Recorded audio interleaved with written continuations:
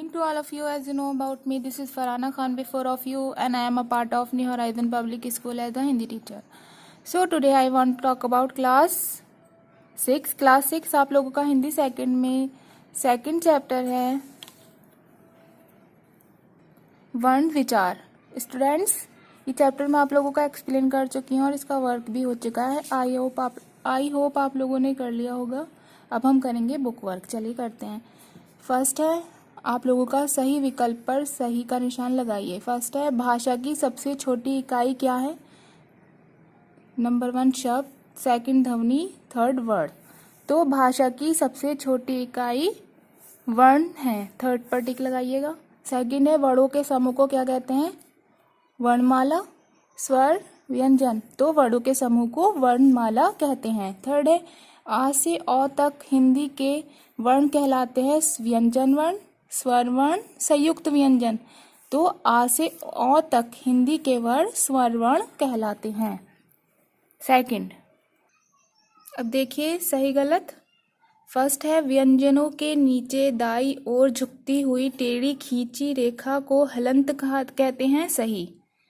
अ की मात्रा व्यंजन के ऊपर लगाई जाती है. सही. द्वित्व व्यंजन के उच्चारण में अधिक समय लगता है. सही.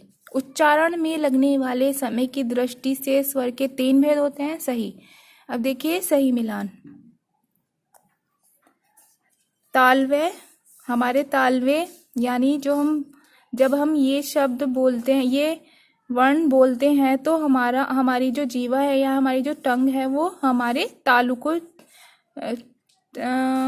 टच करती हुई जाती है. देखिए जा, चा, छा, या, शा. तो तालव्य फोर्थ से मैच कीजिएगा इसे. सेकंड है अंतस्थ. देखिए य, र, ल, व.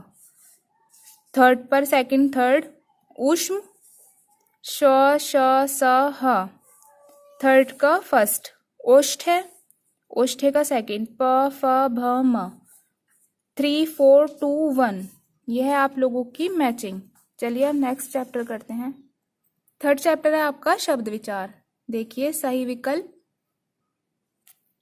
फर्स्ट है एक या अनेक वर्णों की सार्थक व स्वतंत्र ध्वनि कहलाती है. वर्ण, शब्द, वाक्य. सेकंड शब्द. एक या अनेक वर्णों की सार्थक व स्वतंत्र ध्वनि शब्द कहलाती है. सेकंड है शब्दों को बांटा गया है 4 आधारों पर, 2 आधारों पर या 3 आधारों पर. तो शब्दों को 4 आधारों पर बांटा गया है. कौन कौन से होते हैं.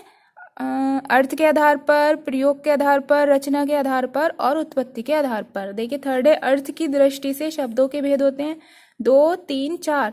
तो अर्थ की दृष्टि से शब्दों के 2 भेद होते हैं.